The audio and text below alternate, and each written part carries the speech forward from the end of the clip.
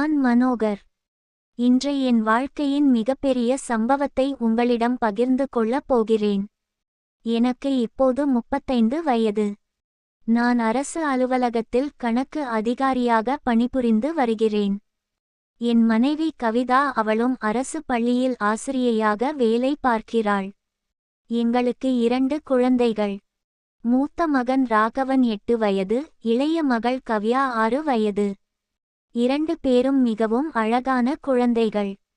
என் உயிரை விட மேலானவர்கள். நான் பார்ப்பதற்கு சுமாராக இருப்பேன். 5 அடி 8 அங்குலம் உயரம். தோள்கள் அகலமானவை. நான் கல்லூரி நாட்களில் கபடி விளையாடியதால் உடல் நன்றாக வலுவாக இருக்கும். இப்போதும் தினமும் காலையில் 5 கிலோமீட்டர் நடைப்பயிற்சி செய்வேன். அதனால் என் உடல் இன்னும் சுறுசுறுப்பாக இருக்கிறது. நிறம் கோதுமை நிறம். வெயிலில் சற்று எரிந்த நிறமாக இருக்கும். முகம் சற்று நீண்டது. நெற்றி அகலமானது. அதில் கவலை கோடுகள் தெரியும். கண்கள் பெரியவை. அவற்றில் ஒரு காலத்தில் அன்பும் நகைச்சுவையும் நிறைந்திருந்தது. இப்போது குற்ற உணர்ச்சியும் வேதனையும் மட்டுமே தெரிகிறது. மூக்கு நேராக இருக்கும். உதடுகள் சற்று தடிமனானவை. அடிக்கடி சிரிப்பதால் வாயின் இரு ஓரங்களில் சிரிப்புக் கோடுகள் பதிந்திருக்கும். முகத்தில் எப்போதும் புன்னகை தவழ்ந்து கொண்டே இருக்கும் என்று என் நண்பர்கள் சொல்வார்கள். ஆனால் இப்போது அந்த புன்னகை என்றென்றும் மறைந்து விட்டது. முடி நன்றாக அடர்த்தியாக இருக்கும். சற்று சுருட்டை போல் இருக்கும். நான் சட்டை பேண்ட் அணியும் போது நன்றாக இருப்பேன் என்று அலுவலகத்தில் சொல்வார்கள். குரல் சற்று தடிமனாக இருக்கும். பேசும்போது தெளிவாக உச்சரிப்பேன். நகைச்சுவை உணர்வு மிக்கவன். அலுவலகத்தில் அனைவருக்கும் பிடித்த நண்பன். ஆனால் இப்போது அந்த நகைச்சுவையும் மகிழ்ச்சியும் என்னை விட்டு விலகி விட்டது. என் மனைவி கவிதா மிகவும் அழகானவள். அவளை முதன்முதலாக பார்த்தபோதே என் மனதை கொள்ளை கொண்டு விட்டாள். உயரம் 5 அடி 3 அங்குலம். சற்று குட்டையாக இருந்தாலும் அவள் அழகு என்னை மயக்கியது. உடல் சற்று பருமனாக இருக்கும். ஆனால் அது அவளுக்கு அழகு சேர்க்கிறது. முகம் முழு நிலவு போல் இருக்கும். கன்னங்கள் பருத்து ரோஜா போல் சிவந்து அழகாக இருக்கும். கண்கள் பெரியவை. கருவிழி கருப்பாக இருக்கும். அந்த கண்களில் ஒரு அப்பாவித்தனம் இருக்கும். நெற்றியில் சின்ன பொட்டு வைத்திருப்பாள். அது அவள் முகத்தை மேலும் அழகாக்கும். கூந்தல் நீண்டு இடுப்பை தாண்டி இருக்கும். அடர்த்தியான கருங்கூந்தல். எப்போதும் பின்னிக்கொண்டு செல்வாள். மூக்கில் சிறிய வைர நகைகள் அணிவாள். பேச்சு சற்று கனைப்பானது. சிரிக்கும்போது அவள் முகம் மலர்ந்து விடும். அந்த சிரிப்பு என் மனதை மகிழ்ச்சியில் நிரப்பும். ஆனால் அவளுக்கு கோபம் சற்று அதிகம். சின்ன சின்ன விஷயங்களுக்கெல்லாம் என்னோடு வாக்குவாதம் செய்வாள். நான் வீட்டு வேலையில் உதவவில்லை என்றோ பிள்ளைகளுக்கு போதுமான நேரம் ஒதுக்கவில்லை என்றோ அடிக்கடி சண்டை போடுவாள். என் தாயார் இறந்து விட்டதால் அவளுக்கு ஆதரவு கொடுக்க யாரும் இல்லை என்று நினைப்பாள். பல சமயங்களில் கோபத்தில் பிள்ளைகளை அழைத்துக்கொண்டு தன் அம்மா வீட்டுக்கு சென்று விடுவாள். சில நாட்கள் அங்கேயே தங்கி விடுவாள். பிறகு அவள் அம்மா சமாதானப்படுத்தி என்னிடம் அனுப்பி வைப்பாள். என் மாமியார் மீனாட்சி என்னை மிகவும் கவர்ந்த ஒரு பெண்மணி. இதை எழுதுவதே எனக்கு வெட்கமாக இருக்கிறது. ஆனால் உண்மையை சொல்ல வேண்டும். அவள் மிகவும் அழகான பெண்மணி. வயது 55 இருந்தாலும் 40 வயது மட்டுமே இருப்பது போல் தோன்றும். அவள் இன்னும் இளமையாக இருக்க காரணம் அவள் தினமும் யோகா செய்வதும் உடற்பயிற்சி செய்வதும் தான். உயரம் கவிதாவை விட சற்று அதிகம். 5 அடி 5 அங்குலம் இருக்கும். உடல் நல்ல தேகத்துடன் இருக்கும். மெலிந்ததாக இல்லாமல் கனமாகவும் இல்லாமல் மிகவும் நல்ல வடிவமாக இருக்கும். அவள் நடக்கும்போது ஒரு நளினம் இருக்கும். நிறம் நல்ல மாநிறம். வெளிச்சமான நிறம். அந்த நிறத்தில் ஒரு பொலிவு இருக்கும். முகம் ஓவல் வடிவில் மிகவும் அழகாக இருக்கும். முகத்தில் அனுபவத்தின் முதிர்ச்சியும் இளமையின் பொலிவும் கலந்து காணப்படும். அந்த முகத்தை பார்க்கும்போது ஒரு அமைதி கிடைக்கும். கண்கள் மிக பெரியவை. வெளிச்சமான பழுப்பு நிற கருவிழி. அந்த கண்களில் ஆழமான அனுபவமும் கருணையும் தெரியும். நெற்றி அகலமானது. அதில் ஒரு புத்திசாலித்தனம் தெரியும். புருவங்கள் அழகாக வளைந்து இருக்கும். இயற்கையாகவே நல்ல வடிவத்தில் இருக்கும். மூக்கு சற்று நீண்டு அழகாக இருக்கும். கூர்மையான மூக்கு. உதடுகள் இளஞ்சிவப்பு நிறத்தில் இருக்கும். சிரிக்கும்போது அவை மேலும் அழகாக தெரியும். கன்னங்களில் இயற்கையான சிவப்பு.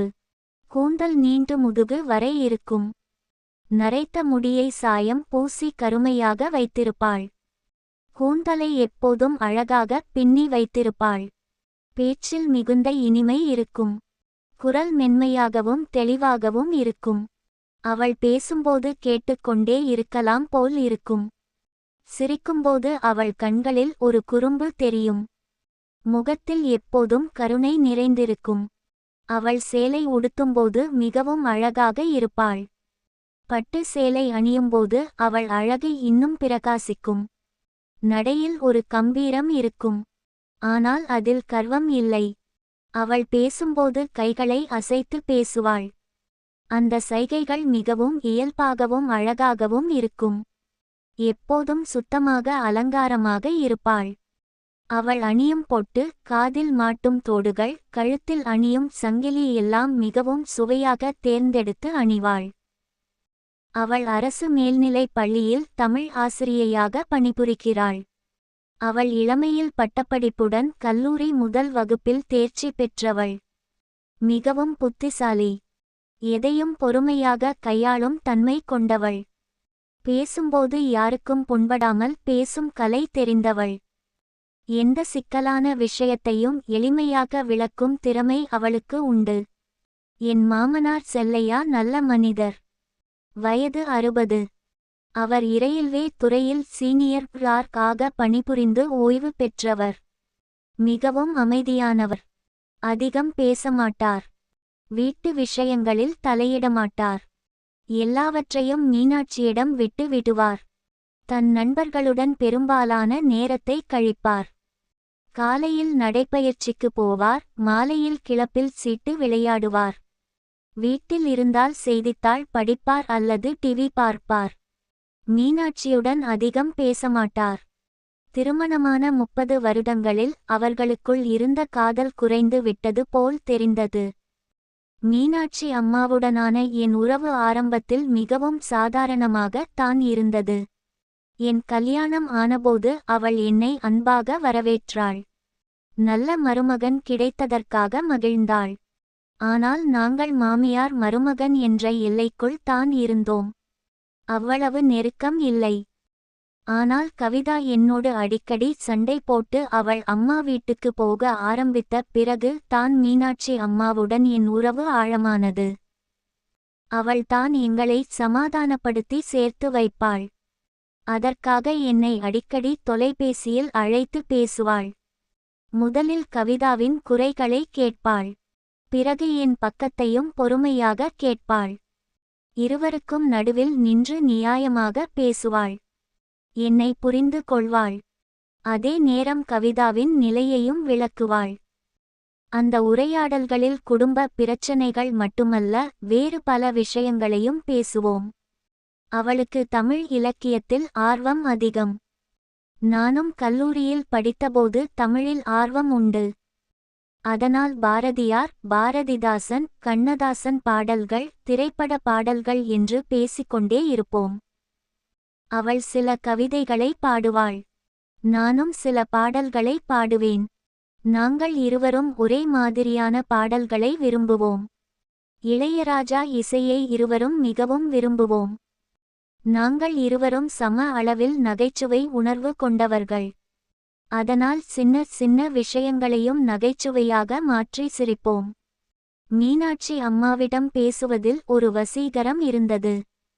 அவள் எதையும் எளிமையாக, நேர்மையாக, திறந்த மனதுடன் பேசுவாள். அவளிடம் எந்த பாசாங்கும் இல்லை. நான் என் அலுவலக பிரச்சனைகளை கூட அவளிடம் பகிர்ந்து கொள்வேன். அவள் பொறுமையாக கேட்பாள். பிறகு பொருத்தமான ஆலோசனைகளை கூறுவாள். அவளது ஆலோசனைகள் மிகவும் நடைமுறைக்கு ஏற்றதாக இருக்கும். மீனாட்சி அம்மா எனக்கு பல விதங்களில் உதவி செய்துள்ளாள். இதை நினைக்கும்போதே என் மனசு வலிக்கிறது. எவ்வளவு நல்லவள் அந்த பெண்மணி! நான் எப்படி அவளை இந்த நிலைக்கு கொண்டு வந்தேன் என்று நினைக்கும்போது என்னையே வெறுக்கத் தோன்றுகிறது. ஒருமுறை எனக்கு அலுவலகத்தில் ஒரு பெரிய பிரச்சனை வந்தது. இது சுமார் 2 வருடங்களுக்கு முன்பு நடந்த விஷயம். எனது மேலதிகாரி என்னை ஒரு பணியில் குற்றம் சாட்டினார். ஒரு கணக்கு தவறு இருப்பதாக குற்றம் சாட்டினார். உண்மையில் அது என் தவறு இல்லை. ஆனால் அவர் என்னை மட்டும் பழி வாங்க நினைத்தார். நான் மிகவும் மன உளைச்சலுக்கு ஆளானேன். இரவில் தூக்கம் வரவில்லை. சாப்பிட முடியவில்லை. கவிதாவிடம் சொன்னபோது அவள் கேட்கவே இல்லை. உன் வேலை உன் பிரச்சனை என்று சொல்லிவிட்டாள். நான் மிகவும் தனிமையாக உணர்ந்தேன். ஆனால் மீனாட்சி அம்மாவிடம் தொலைபேசியில் பகிர்ந்து கொண்டேன். அவள் கிட்டத்தட்ட 1 மணி நேரம் என் பேச்சை பொறுமையாக கேட்டுக்கொண்டாள். என் வேதனையை புரிந்து கொண்டாள். எப்படி அந்த பிரச்சனையை எதிர்கொள்வது என்று விரிவாக ஆலோசனை கூறினாள். அவள் தன் அனுபவத்திலிருந்து சில உதாரணங்களை கூறி என்னை தைரியப்படுத்தினாள். நீங்கள் பயப்படாமல் உண்மையை சொல்லுங்கள். தவறு செய்யாதவர்கள் பயப்பட வேண்டாம் என்று என்னை தைரியப்படுத்தினாள். அவளது ஆதரவால் நான் தைரியமாக மேலதிகாரியை எதிர்கொண்டேன்.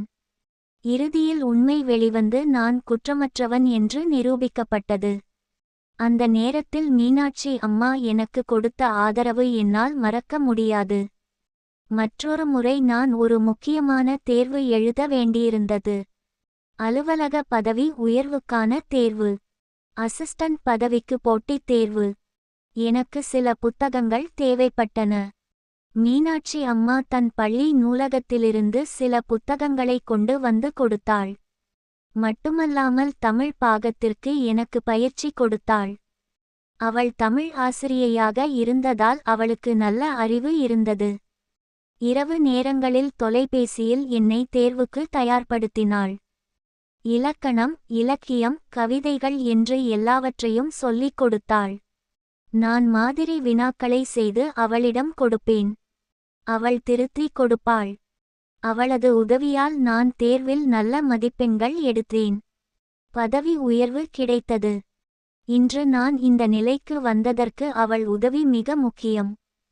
என் பிள்ளைகளுக்கு பள்ளி சேர்க்கை விஷயத்திலும் மீனாட்சி அம்மா உதவினாள். ராகவனை எந்த பள்ளியில் சேர்ப்பது என்று தெரியாமல் குழம்பினோம். மீனாட்சி அம்மா தான் பல பள்ளிகளை பற்றி ஆராய்ச்சி செய்து எந்த பள்ளி நல்லது, எப்படி விண்ணப்பிப்பது, என்ன ஆவணங்கள் வேண்டும் என்று விரிவாக சொல்லிக் கொடுத்தாள். என் மகன் ராகவனுக்கு படிப்பில் ஆர்வம் குறைவாக இருந்தபோது அவள் பொறுமையாக அவனுக்கு படிப்பை பிடிக்க வைத்தாள். அவனை தன் வீட்டுக்கு அழைத்துச் சென்று விளையாட்டாக படிப்பை சொல்லிக் கொடுப்பாள். கதைகள் மூலம் பாடங்களை புரிய வைப்பாள். இன்று ராகவன் படிப்பில் நல்ல மதிப்பெண்கள் எடுப்பதற்கு மீனாட்சி அம்மாவின் பங்கு அதிகம். நானும் மீனாட்சி அம்மாவுக்கு பல விதங்களில் உதவி செய்தேன். அவளுக்கு கணினி பயன்படுத்த தெரியாது. ஆனால் பள்ளி வேலைக்காக கம்ப்யூட்டரில் சில பணிகள் செய்ய வேண்டியிருந்தது. அவள் என்னிடம் உதவி கேட்டாள். நான் வார இறுதி நாட்களில் அவள் வீட்டுக்கு சென்று அவளுக்கு கணினி பயன்படுத்த கற்றுக் கொடுத்தேன். வேர்ட், எக்ஸல் எல்லாம் சொல்லிக் கொடுத்தேன்.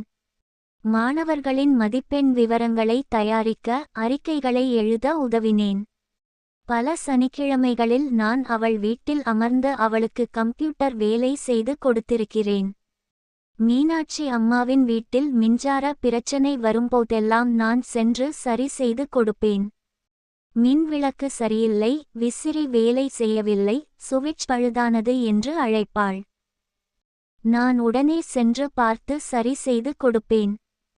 குழாய் பழுது, கதவு பழுது, ஜன்னல் பழுது என்று சிறிய சிறிய வீட்டு பழுதுகளை நான் பார்த்துக் கொள்வேன். மாமனார் வயதானவர், அவரால் ஏறி இறங்கி வேலை செய்ய முடியாது. மேலும் அவருக்கு இந்த வேலைகளில் ஆர்வமும் இல்லை. அதனால் நான் வார இறுதி நாட்களில் அவள் வீட்டுக்கு சென்று இந்த வேலைகளை செய்து கொடுப்பேன். சில சமயம் கிட்டத்தட்ட நாள் முழுவதும் அவள் வீட்டில் இருப்பேன். ஒருமுறை மீனாட்சி அம்மாவுக்கு சில சட்ட ஆவணங்கள் தயாரிக்க வேண்டியிருந்தது. அவள் ஒரு சொத்து விஷயத்தில் சிக்கல் இருந்தது. அவளுடைய தந்தை விட்டுச் சென்ற ஒரு சொத்தை விற்க வேண்டும் என்று நினைத்தாள். ஆனால் அதற்கு பல ஆவணங்கள் தேவைப்பட்டன. நான் என் நண்பர் ஒரு வழக்கறிஞரை அழைத்துச் சென்று அவளுக்கு சட்ட ஆலோசனை வாங்கிக் கொடுத்தேன். அந்த ஆவணங்களை தயாரிக்க பல நாட்கள் அவளுடன் அலுவலகங்களுக்கு சென்று உதவினேன்.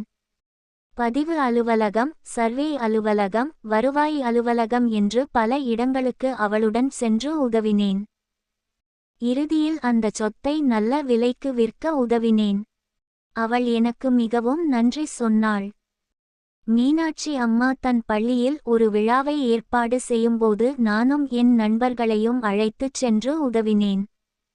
வருடாந்திர விழா, பெரிய நிகழ்ச்சி, மேடை அமைப்பு, ஒலிபெருக்கி ஏற்பாடு, விருந்தினர்களை வரவேற்பது, மாணவர்களை ஒழுங்குபடுத்துவது என்று பல வேலைகளில் உதவினேன். அன்று காலை 8 மணியில் சென்று இரவு 8 மணி வரை உழைத்தேன். அவள் மிகவும் மகிழ்ச்சியடைந்தாள். அவள் கண்களில் நன்றியின் நீர் வழிந்தது. நான் சமையல் கற்றுக்கொள்ள விரும்பினேன். கவிதா எனக்கு சரியாக சொல்லிக் கொடுக்க மாட்டாள். அவளுக்கு நேரமும் இல்லை, பொறுமையும் இல்லை. ஆனால் மீனாட்சி அம்மா சமையலில் நிபுணி. அவள் செய்யும் சாம்பார் மிகவும் சுவையாக இருக்கும். அவள் செய்யும் ரசம் அருமையாக இருக்கும். நான் அவளிடம் சமையல் சொல்லிக் கொடுக்க கேட்டேன். அவள் மகிழ்ச்சியுடன் ஒப்புக்கொண்டாள். நான் வார விடுமுறை நாட்களில் அவள் வீட்டுக்கு சென்று சமையல் கற்றுக்கொள்வேன். அவள் பொறுமையாக ஒவ்வொரு செய்முறையையும் சொல்லிக் கொடுப்பாள். எவ்வளவு உப்பு, எவ்வளவு மசாலா, எந்த நேரத்தில் என்ன சேர்க்க வேண்டும் என்று விரிவாக சொல்லிக் கொடுப்பாள். சில சமயம் நாங்கள் இருவரும் சேர்ந்து சமைப்போம். அவள் சொல்வாள், நான் செய்வேன். அந்த நேரங்களில் நாங்கள் மிகவும் மகிழ்ச்சியாக இருப்போம். நிறைய பேசுவோம், சிரிப்போம். மீனாட்சி அம்மா தனிமையை அடிக்கடி உணர்வாள். இதை அவள் என்னிடம் பகிர்ந்து கொண்டாள். மாமனார் அதிகம் வீட்டில் இருப்பதில்லை. நண்பர்களுடன் வெளியில் நேரத்தை கழிப்பார். வீட்டில் இருந்தாலும் செய்தித்தாள் படிப்பார் அல்லது டிவி பார்ப்பார். அவளுடன் பேச மாட்டார். யாரிடமும் மனம் விட்டு பேச முடியாது என்று அவள் வருத்தப்பட்டாள். நான் அவளுக்கு நல்ல தோழனாக இருந்தேன். அவள் தன் மனதில் இருப்பதை என்னிடம் பகிர்ந்து கொள்வாள். அவள் தன் கனவுகளை, ஏமாற்றங்களை, சந்தோஷங்களை என்னிடம் கூறுவாள். நானும் என் வாழ்க்கையை அவளிடம் பகிர்ந்து கொள்வேன். கவிதாவுடன் எனக்கு இருக்கும் பிரச்சனைகளை கூட அவளிடம் சொல்வேன். அவள் இரு தரப்பையும் புரிந்து கொண்டு நியாயமாக ஆலோசனை கூறுவாள். நாங்கள் இருவரும் அடிக்கடி தனிமையில் சந்தித்து வெகுநேரம் பேசுவோம். இது மெதுவாக தொடங்கியது. முதலில் சாதாரண தொலைபேசி அழைப்புகள். பிறகு சில சமயம் அவள் வீட்டில் சந்திப்போம். நான் சனிக்கிழமை அல்லது ஞாயிறு அன்று அவள் வீட்டுக்குச் சென்று உதவி செய்வதற்காக போவேன். ஆனால் வேலை முடிந்த பிறகு நாங்கள் மணிக்கணக்கில் பேசுவோம். ஒருமுறை நான் வார விடுமுறை நாளில் மீனாட்சி அம்மா வீட்டுக்குச் சென்றேன். அன்று மாமனாரும் கவிதாவும் பிள்ளைகளும் ஒரு திருமண வீட்டுக்கு சென்றிருந்தார்கள். மீனாட்சி அம்மா மட்டும் உடல்நிலை சரியில்லாமல் வீட்டில் இருந்தாள். நான் அவளுக்கு மருந்து வாங்கிக் கொடுக்கச் சென்றேன். அவளுக்கு சிறிது காய்ச்சல், தலைவலி. நான் அவளுக்கு மருந்து கொடுத்து கவனித்துக் கொண்டேன். அவள் படுக்கையில் படுத்திருந்தாள். நான் அவள் அருகில் நாற்காலியில் உட்கார்ந்தேன். நாங்கள் பேச ஆரம்பித்தோம். அவள் தன் இளமைக்கால நினைவுகளை பகிர்ந்து கொண்டாள். எப்படி தான் ஆசிரியர் ஆக விரும்பினாள் என்று சொன்னாள். சிறுவயதில் அவளுக்கு பாடம் சொல்லிக் கொடுத்த ஒரு ஆசிரியை எப்படி அவளை ஊக்குவித்தார் என்று கூறினாள். அந்த ஆசிரியை அவளுக்கு எவ்வளவு பெரிய ஊக்கமாக இருந்தார் என்று சொன்னாள். அவள் கண்களில் அந்த நினைவுகள் மின்னின. எப்படி மாமனாரை திருமணம் செய்து கொண்டாள் என்றும் சொன்னாள். அது காதல் திருமணம் இல்லை, குடும்பத்தினர் பார்த்த திருமணம். ஆனால் ஆரம்பத்தில் அவர்களுக்குள் நல்ல புரிதல் இருந்தது. கவிதா பிறந்தபோது எப்படி மகிழ்ந்தாள் என்று விரிவாக கூறினாள். அந்த குழந்தையை வயிற்றில் சுமந்த அனுபவம், பிரசவ வேதனை, முதல்முறை கவிதாவை கைகளில் எடுத்தபோது உணர்ந்த மகிழ்ச்சி என்று எல்லாவற்றையும் விவரித்தாள். நானும் என் சிறுவயது அனுபவங்களை பகிர்ந்து கொண்டேன். எப்படி என் அம்மா என்னை வளர்த்தார் என்று சொன்னேன். என் அம்மா மிகவும் அன்பானவர். ஆனால் நான் 15 வயதில் இருக்கும்போதே காலமானார். அந்த இழப்பு எனக்கு மிகப்பெரிய வேதனை. அதன் பிறகு என் அப்பா மட்டுமே என்னை வளர்த்தார். அவரும் இப்போது இல்லை. நான் தனியாக உணர்வது எப்படி என்று அவளிடம் சொன்னேன். அவள் என் கையை பிடித்து ஆறுதல் சொன்னாள். அன்று நாங்கள் மணிக்கணக்கில் பேசினோம். காலை 10 மணியில் சென்றேன், மதியம் 3 மணி வரை அங்கேயே இருந்தேன். அவள் காய்ச்சல் குறைந்தபோது சிறிது நிம்மதியாக இருந்தாள். நான் அவளுக்கு சூப் செய்து கொடுத்தேன். அவள் குடித்துவிட்டு சிறிது நேரம் உறங்கினாள். நான் அவள் அறையில் அமர்ந்து புத்தகம் படித்துக் கொண்டிருந்தேன். அவள் உறங்கும்போது அவள் முகம் மிகவும் அமைதியாக இருந்தது. அழகாக இருந்தது. என் மனதில் ஏதோ ஒரு உணர்வு எழுந்தது. ஆனால் அதை நான் அடக்கிக் கொண்டேன். மற்றொரு முறை நான் என் வீட்டில் தனியாக இருந்தேன். கவிதா பிள்ளைகளுடன் அவள் சகோதரி வீட்டுக்கு சென்றிருந்தாள். வார விடுமுறை. மீனாட்சி அம்மா என்னை தொலைபேசியில் அழைத்தாள். அவளுக்கு சில புத்தகங்கள் வேண்டும் என்று கேட்டாள். தமிழ் இலக்கியம் தொடர்பான புத்தகங்கள். நான் அவளை என் வீட்டுக்கு வரச் சொன்னேன். புத்தகங்கள் என் வீட்டில் இருந்தன. அவள் மாலையில் வந்தாள். நாங்கள் இருவரும் மாடியில் அமர்ந்து பேசினோம். என் வீட்டு மாடியில் சிறிய உட்காரும் இடம் உண்டு. அங்கு 2 நாற்காலிகள் வைத்திருக்கிறோம். மாலை காற்று வீசிக்கொண்டிருந்தது. வானம் ஆரஞ்சு நிறமாக இருந்தது. மிகவும் அழகான காட்சி. அன்று நாங்கள் நிறைய பேசினோம். மாலை 6 மணியில் வந்தாள். இரவு 8 மணி வரை பேசிக்கொண்டிருந்தோம். பல விஷயங்களை பேசினோம். சினிமா பற்றி பேசினோம். நாங்கள் இருவரும் விரும்பிய படங்களை பற்றி பேசினோம். அரசியல் பற்றி பேசினோம். நாட்டின் நிலைமை, அரசாங்கத்தின் கொள்கைகள் என்று விவாதித்தோம். இலக்கியம் பற்றி பேசினோம். புதிய எழுத்தாளர்கள், பழைய படைப்புகள் என்று பேசினோம். குடும்ப விஷயங்கள் பற்றி பேசினோம். அவள் என்னுடன் பேசுவதை மிகவும் ரசித்தாள். மாமனாருடன் இப்படி பேச முடியவில்லை என்று சொன்னாள். அவருக்கு இந்த விஷயங்களில் ஆர்வம் இல்லை. நானும் அவளுடன் பேசுவதில் ஒரு சுகம் கண்டேன். கவிதாவுடன் இப்படி ஆழமாக பேச முடியவில்லை. அந்த மாலை மிகவும் அழகாக இருந்தது. வானத்தில் நட்சத்திரங்கள் தோன்ற ஆரம்பித்தன. குளிர்ந்த காற்று வீசியது. நாங்கள் இருவரும் அமைதியாக அமர்ந்து வானத்தை பார்த்தோம். அவள் என் பக்கத்தில் உட்கார்ந்திருந்தாள். அவளிடமிருந்து ஒரு வாசனை வந்தது. ஜாஸ்மின் மலர் வாசனை போல். அது என் மனதை கலைத்தது. நான் என் மனதை திசை திருப்ப முயற்சித்தேன். இப்படி நாங்கள் அடிக்கடி தனிமையில் சந்தித்து வெகுநேரம் பேசுவோம். சில சமயம் ஒரு சிறிய விஷயத்தை பற்றி பேச ஆரம்பித்து அது பல மணிநேரம் தொடரும். அவளிடம் பேசுவதில் ஒரு இனிமை இருந்தது. ஏதோ ஒரு இழுப்பு இருந்தது. அவள் எதையும் பொறுமையாக கேட்பாள். தன் கருத்துக்களை தெளிவாக கூறுவாள். என்னுடைய கருத்துக்களை மதிப்பாள். நானும் அவளது கருத்துக்களை மதித்தேன். நாங்கள் சில விஷயங்களில் உடன்படாமல் இருப்போம். ஆனால் மரியாதையுடன் விவாதிப்போம். ஒருவரை ஒருவர் புண்படுத்திக் கொள்ளாமல் பேசுவோம். இந்த நெருக்கம் படிப்படியாக அதிகரித்தது. நான் அதை உணர்ந்தேன். ஆனால் அதை புறக்கணிக்க முயற்சித்தேன். இது தவறு என்று எனக்கு தெரியும். ஆனால் என் மனம் என்னை ஏமாற்றியது.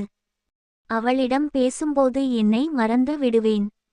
அவள் சிரிக்கும்போது என் மனம் மகிழும். அவள் வருத்தப்படும்போது என் மனம் வலிக்கும். இது என்ன என்று எனக்கு புரியவில்லை. ஒருமுறை கவிதா என்னோடு அடிக்கடி சண்டையிட்டு அவள் அம்மா வீட்டிற்கு சென்று விட்டாள். இது ஒரு பெரிய சண்டை. அவள் என்னை பல விஷயங்களில் குற்றம் சாட்டினாள். நான் குடும்பத்தில் நேரம் ஒதுக்கவில்லை என்றாள். பிள்ளைகளை கவனிக்கவில்லை என்றாள். அவளுக்கு உதவவில்லை என்றாள். நான் சமாதானம் சொல்ல முயற்சித்தேன். ஆனால் அவள் கேட்கவில்லை.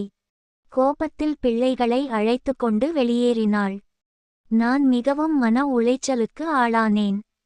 வீடு வெறிச்சோடி கிடந்தது. நான் தனிமையை உணர்ந்தேன். அன்று மாலை நான் மீனாட்சி அம்மா வீட்டுக்கு சென்றேன். கவிதாவை சமாதானப்படுத்த. மாமனார் வெளியில் சென்றிருந்தார். கவிதா பிள்ளைகளுடன் ஒரு நண்பர் வீட்டுக்கு சென்றிருந்தாள். மீனாட்சி அம்மா மட்டும் வீட்டில் இருந்தாள். அவள் என்னை அன்புடன் வரவேற்றாள். என் முகத்தை பார்த்ததும் என்ன பிரச்சனை என்று புரிந்து கொண்டாள். என்னை உள்ளே அழைத்து அமர வைத்தாள். காபி கொடுத்தாள். அவள் எதிரில் அமர்ந்து என்ன நடந்தது என்று கேட்டாள். நான் என் மனதில் இருந்த எல்லாவற்றையும் கொட்டினேன். எப்படி கவிதா என்னை புரிந்து கொள்ளவில்லை என்று சொன்னேன். நான் அலுவலகத்தில் எவ்வளவு கஷ்டப்பட்டு உழைக்கிறேன் என்று அவளுக்கு தெரியவில்லை என்று சொன்னேன். வீட்டு செலவுகளை சமாளிப்பதற்காக எவ்வளவு முயற்சி செய்கிறேன் என்று அவளுக்கு தெரியவில்லை என்று சொன்னேன். நான் பிள்ளைகளை நேசிக்கிறேன், ஆனால் அவர்களுக்காக எனக்கு நேரம் இல்லை என்று வருத்தப்பட்டேன். என் கண்களில் நீர் வழிந்தது. நான் ஒரு ஆணாக இருந்தாலும் என் உணர்வுகளை கட்டுப்படுத்த முடியவில்லை. மீனாட்சி அம்மா என் கையை பிடித்தாள். ஆறுதல் சொன்னாள். நீங்கள் நல்ல மனிதர், நல்ல கணவர், நல்ல தந்தை என்று சொன்னாள். கவிதாவுக்கு சில சமயம் புரிந்து கொள்ள சிரமமாக இருக்கும், ஆனால் அவள் உங்களை நேசிக்கிறாள் என்று சொன்னாள். நீங்கள் பொறுமையாக இருங்கள், எல்லாம் சரியாகிவிடும் என்று சொன்னாள். அவள் குரலில் ஒரு கருணை இருந்தது. அவள் கண்களில் ஒரு புரிதல் இருந்தது. என் மனம் லேசானது. அன்று நாங்கள் இருவரும் நிறைய பேசினோம். பல மணிநேரம் பேச்சு தொடர்ந்தது. அவள் தன் இளமை கால கனவுகளை பகிர்ந்து கொண்டாள். எப்படி ஒரு பெரிய எழுத்தாளர் ஆக விரும்பினாள் என்று சொன்னாள். கவிதைகள் எழுத விரும்பினாள். சிறுகதைகள் எழுத விரும்பினாள். ஆனால் அந்த கனவுகளை நிறைவேற்ற முடியவில்லை. திருமணம் ஆனதும் குடும்ப பொறுப்புகளில் தன் ஆசைகளை மறந்தாள் என்று உணர்ச்சியுடன் சொன்னாள். அவள் கண்களில் ஒருவித ஏக்கம் தெரிந்தது. ஒருவித ஏமாற்றம் தெரிந்தது. நான் அவளுக்கு ஆறுதல் சொன்னேன். இன்னும் தாமதமாகவில்லை, நீங்கள் இப்போதும் எழுதலாம் என்று சொன்னேன். அவள் சோகமாக சிரித்தாள். இல்லை, அந்த உத்வேகம் போய்விட்டது என்றாள். வாழ்க்கை என்னை வேறு திசையில் கொண்டு போய்விட்டது என்றாள். ஆனால் உங்களிடம் பேசும்போது மட்டும் நான் என்னை மீண்டும் உணர்கிறேன் என்றாள். நீங்கள் என் பேச்சை கேட்கிறீர்கள், என் கருத்துக்களை மதிக்கிறீர்கள் என்றாள். இது எனக்கு மிகவும் முக்கியம் என்றாள். அவள் இதை சொன்னபோது என் மனம் உருகியது. இந்த பெண்மணி எவ்வளவு தனிமையில் இருக்கிறாள் என்று உணர்ந்தேன். தன் கணவருடன் பேச முடியவில்லை. தன் மகளுக்கு அவளது பிரச்சனைகள் இருக்கின்றன. அவளுக்கு யாரும் இல்லை. நான் அவள் கையை தட்டி கொடுத்து நன்றி என்றேன். நீங்கள் எனக்கும் மிக முக்கியம் என்று சொன்னேன். உங்களுடன் பேசும்போது நான் என்னை புரிந்து கொள்ளப்பட்டவனாக உணர்கிறேன் என்று சொன்னேன். அந்த தொடுதலில் ஏதோ ஒன்று மாறிவிட்டது. நாங்கள் ஒருவரையொருவர் பார்த்தோம். அவள் கண்களில் ஒரு ஏக்கம் தெரிந்தது. என் மனதில் ஏதோ ஒரு உணர்வு பெருக்கெடுத்தது. நான் என்னை கட்டுப்படுத்த முயற்சித்தேன். ஆனால் முடியவில்லை. பேச்சு வேறு திசையில் சென்றது. நாங்கள் ஒருவருக்கொருவர் நெருக்கமாக உட்கார்ந்தோம். எங்கள் இருவருக்கும் ஏதோ மாயமாய் எல்லை மறந்தது. அன்று எங்களுக்குள் தவறான உறவு ஏற்பட்டது. ஆனால் உண்மையை சொல்ல வேண்டும். நாங்கள் இருவரும் மணிக்கணக்கில் தவறான செயல்களில் ஈடுபட்டோம். புரிந்து கொள்ள முடியாத ஒரு ஈர்ப்பு எங்களை வசீகரித்தது. அவளது அழகு என்னை கவர்ந்தது. அவள் முகத்தின் பொலிவு, கண்களின் ஆழம், குரலின் இனிமை, உடலின் மென்மை, தோலின் வெளிச்சம் என்னை மயக்கியது. என் உடல் வலிமை, என் பேச்சு, என் அன்பு, என் அரவணைப்பு அவளை ஈர்த்தது. நாங்கள் இருவரும் அந்த தருணத்தில் எல்லாவற்றையும் மறந்தோம். எங்கள் உறவு என்ன, இது எவ்வளவு பெரிய தவறு என்று எதையும் நினைக்கவில்லை. எல்லாம் முடிந்த பிறகு யதார்த்தம் எங்களை அடித்தது. மீனாட்சி அம்மா கதறி அழுதாள். நான் என்ன செய்து விட்டேன் என்று புலம்பினாள். தான் எவ்வளவு பெரிய தவறு செய்து விட்டோம் என்று அழுதாள். தன் மகள் கணவனுடன் இப்படி நடந்து கொண்டதற்காக தன்னை தானே வெறுத்து கொண்டாள். தன் தலையை சுவரில் மோதிக்கொள்ள முயற்சித்தாள். நான் அவளை தடுத்தேன். நானும் குற்ற உணர்ச்சியில் மூழ்கினேன். என் மனைவியை நான் காயப்படுத்தி விட்டேன் என்ற எண்ணம் என்னை நசுக்கியது. நான் என்ன செய்து விட்டேன் என்று புரியவில்லை. எங்களுக்கு என்ன ஆனது என்று தெரியவில்லை. நாங்கள் இருவரும் இனி இது தொடரக்கூடாது என்று உறுதியாக முடிவு செய்தோம். இது ஒரு தவறு, இனிமேல் இது நடக்கவே கூடாது என்று சத்தியம் செய்தோம். அன்று மாலை மாமனாரும் கவிதாவும் பிள்ளைகளும் வீடு திரும்பினார்கள். நாங்கள் இருவரும் எதுவும் நடக்காதது போல் இயல்பாக நடந்து கொண்டோம். ஆனால் உள்ளுக்குள் குற்ற உணர்ச்சி கொளுத்திக் கொண்டிருந்தது. நான் கவிதாவிடம் மன்னிப்பு கேட்டேன். அவள் என் மன்னிப்பை ஏற்றுக்கொண்டாள். அவளுக்கு நான் என்ன செய்தேன் என்று தெரியாது. அதனால் அவள் என்னை மன்னித்தாள். ஆனால் என் மனசு என்னை மன்னிக்கவில்லை. கவிதாவையும் பிள்ளைகளையும் அழைத்துக்கொண்டு வீடு திரும்பினேன். வழியெல்லாம் மனசு சஞ்சலப்பட்டது. வீட்டு வந்தபோது கவிதா என்னிடம் அன்பாக பேசினாள். அவள் அன்பு என் மனதை இன்னும் வேதனையில் ஆழ்த்தியது. அதன் பிறகு நான் மீனாட்சி அம்மாவை தவிர்க்க முயற்சித்தேன். அவளும் என்னுடன் சரியாக பேசவில்லை. தொலைபேசி அழைப்புகள் குறைந்தன. அவள் அழைத்தால் சுருக்கமாக பேசுவேன். மாமியார் வீட்டுக்கு செல்வதை முடிந்தவரை தவிர்த்தேன். கவிதா எப்போதாவது பிள்ளைகளுடன் அம்மா வீட்டுக்கு போவேன் என்று சொல்லும்போது நான் அலுவலக வேலை என்று சொல்லி தவிர்த்துவிடுவேன். கவிதா இதை கவனித்து ஏன் இப்படி நடந்து கொள்கிறாய், அம்மாவுடன் ஏதாவது சண்டையா என்று கேட்டாள். நான் இல்லை, அலுவலக வேலை பளு அதிகமாக இருக்கிறது என்று சமாதானம் சொன்னேன். மாதங்கள் உருண்டோடின. 1, 2, 3 மாதங்கள். நேரம் குற்ற உணர்ச்சியை சற்று குறைத்தது. வலி சற்று குறைந்தது. மீனாட்சி அம்மாவும் நானும் மீண்டும் பேச ஆரம்பித்தோம். முதலில் மிகவும் வெட்கமாக இருந்தது. நாங்கள் ஒருவரையொருவர் பார்க்க முடியவில்லை. ஆனால் படிப்படியாக பழைய நட்பு மீண்டும் வளர்ந்தது. நாங்கள் நடந்ததை மறக்க முயற்சித்தோம். எங்கள் உறவை சாதாரணமாக வைத்துக் கொள்ள முடிவு செய்தோம். மீண்டும் பழையபடி சிரித்து பேச ஆரம்பித்தோம். நகைச்சுவை செய்தோம். எல்லாம் நல்லபடியாக சந்தோஷமாக சென்றது. நான் நினைத்தேன் எல்லாம் முடிந்துவிட்டது, இனிமேல் அந்த தவறு நடக்காது என்று. ஆனால் நான் தவறாக நினைத்தேன். விதி வேறு விதமாக இருந்தது. சில மாதங்களுக்கு பிறகு மீண்டும் ஒரு சந்தர்ப்பம் வந்தது. மாமியார் வீட்டில் அனைவரும் ஒரு திருமணத்திற்கு வெளியூர் சென்றிருந்தார்கள். மாமனாரின் உறவினர் திருமணம். எல்லோரும் கோவைக்கு சென்றார்கள். 2 நாட்கள் நிகழ்ச்சி. மீனாட்சி அம்மா மட்டும் பள்ளி வேலை முக்கியமாக இருந்ததால் செல்லவில்லை. அவள் பள்ளி வேலை முடிந்து வீடு திரும்பியிருந்தாள். நான் அவளுக்கு கொஞ்சம் பணம் கொடுக்க வேண்டும் என்று சனிக்கிழமை மதியம் அங்கு சென்றேன். கவிதா சில நாட்களுக்கு முன்பு கடன் வாங்கியிருந்தாள். அதை திருப்பிக் கொடுக்க வேண்டும். மீனாட்சி அம்மா வரவேற்று உள்ளே அழைத்தாள். சாப்பிட்டு விட்டு செல்லும்படி வற்புறுத்தினாள். நான் மறுக்க முடியாமல் அவளுடன் சாப்பிட்டேன். அவள் சமைத்த உணவு மிகவும் சுவையாக இருந்தது. அவள் என் பிடித்த உணவுகளை சமைத்திருந்தாள். சாம்பார், ரசம், பொரியல், கூட்டு எல்லாம் மிகவும் சுவையாக இருந்தது. பிறகு டிவி பார்த்து கொண்டே பேச ஆரம்பித்தோம். அன்று மீண்டும் எங்கள் பேச்சு மணிநேரங்களாக நீண்டது. பழைய நினைவுகளை பகிர்ந்து கொண்டோம். வாழ்க்கையின் சிக்கல்களை பற்றி பேசினோம்.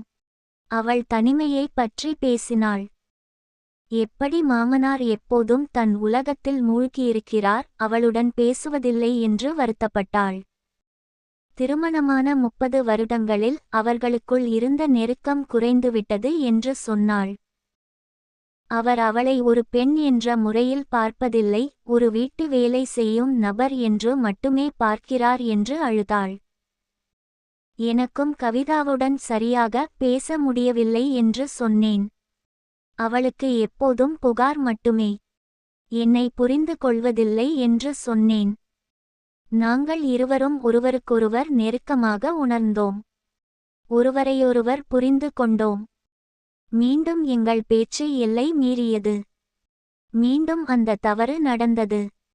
இந்த முறை இன்னும் நீண்ட நேரம் தொடர்ந்தது.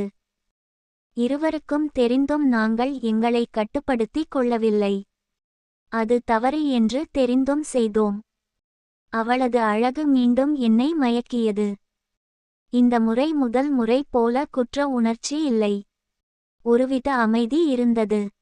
ஒருவித நிறைவு இருந்தது. முடிந்த பிறகு நாங்கள் மீண்டும் வருத்தப்பட்டோம். ஆனால் இந்த முறை குற்ற உணர்ச்சி முந்தைய முறை போல் கடுமையாக இல்லை. எங்களுக்குள் ஒரு மௌன புரிதல் ஏற்பட்டது. இது யாருக்கும் தெரியாமல் பார்த்து கொள்ள வேண்டும் என்று முடிவு செய்தோம். நாங்கள் ஒருவரையொருவர் நேசிக்கிறோம் என்று ஒப்புக்கொண்டோம். ஆனால் இது தவறு என்பதும் தெரியும்.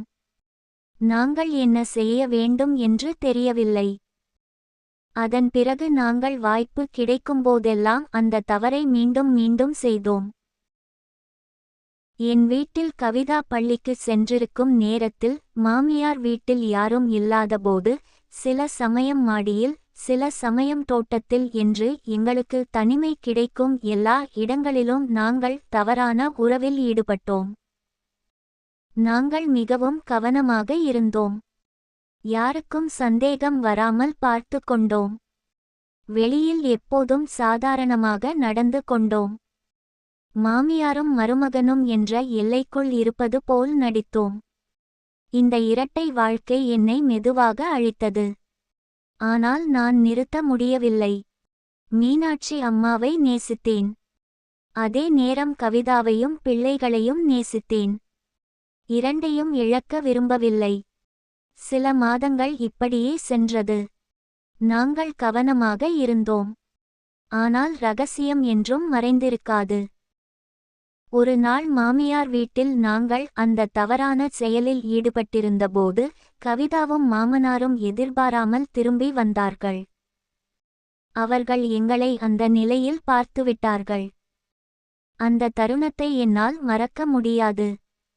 என் வாழ்வின் மிக கொடூரமான தருணம். அவர்களின் முகத்தில் இருந்த அதிர்ச்சி, வேதனை, கோபம், வெறுப்பு எல்லாம் கலந்து தெரிந்தது. கவிதா கதறி அழுதாள். அவள் குரல் என் இதயத்தை துளைத்தது. அவள் மயங்கி விழுந்தாள். மாமனார் அவளை பிடித்தார்.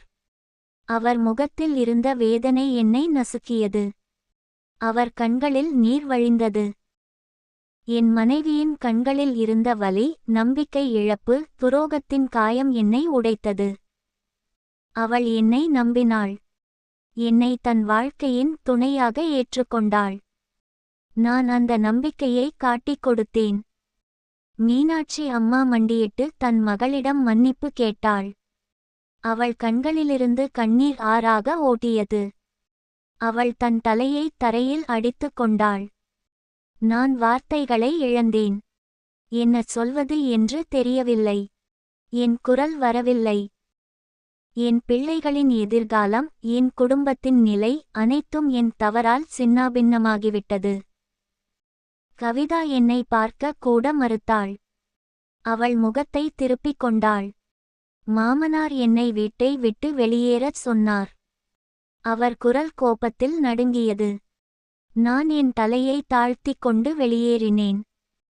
இன்று நான் தனியாக இருக்கிறேன். கவிதா என்னை விட்டு விலகிவிட்டாள். விவாகரத்து கேட்கிறாள். என் பிள்ளைகள் என்னை வெறுக்கிறார்கள். அவர்கள் தங்கள் தந்தையை இழந்துவிட்டார்கள். மீனாட்சி அம்மாவும் உடைந்து போனாள். அவளுடைய மகள் அவளை மன்னிக்கவில்லை. மாமனார் அவளுடன் பேசுவதில்லை. அவளுடைய வாழ்க்கையும் அழிந்துவிட்டது. இந்த கதையை படிப்பவர்களே, இதில் இருக்கும் மனோகரும் மீனாட்சியும் நான் தான். குடும்ப உறவுகளின் புனிதத்தை மறந்து தற்காலிக இன்பத்திற்காக நம்மை நம்பி வாழ்பவர்களை காயப்படுத்தினோம். நான் என் மனைவி கவிதாவின் நம்பிக்கையை காட்டிக் கொடுத்தேன். அவள் என்னை முழு மனதுடன் நம்பினாள். அவளுக்கு நான் எல்லாமாக இருந்தேன். நான் அந்த நம்பிக்கையை துரோகம் செய்தேன். மீனாட்சி தன் மகளை துரோகம் செய்தாள்.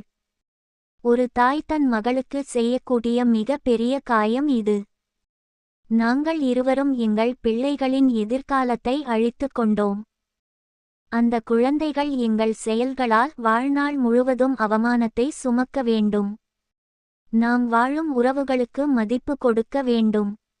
எல்லைகளை மதிக்க வேண்டும்.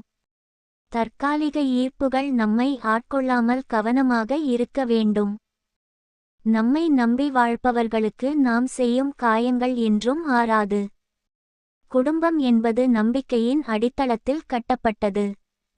அந்த நம்பிக்கையை காப்பாற்றுவது நம் கடமை. தவறு செய்யும் முன் ஒரு முறை சிந்தியுங்கள். நம் செயல்கள் எத்தனை பேரை காயப்படுத்தும் என்று யோசியுங்கள். உறவுகளின் மதிப்பை உணருங்கள். குடும்பத்தின் புனிதத்தை காப்பாற்றுங்கள்.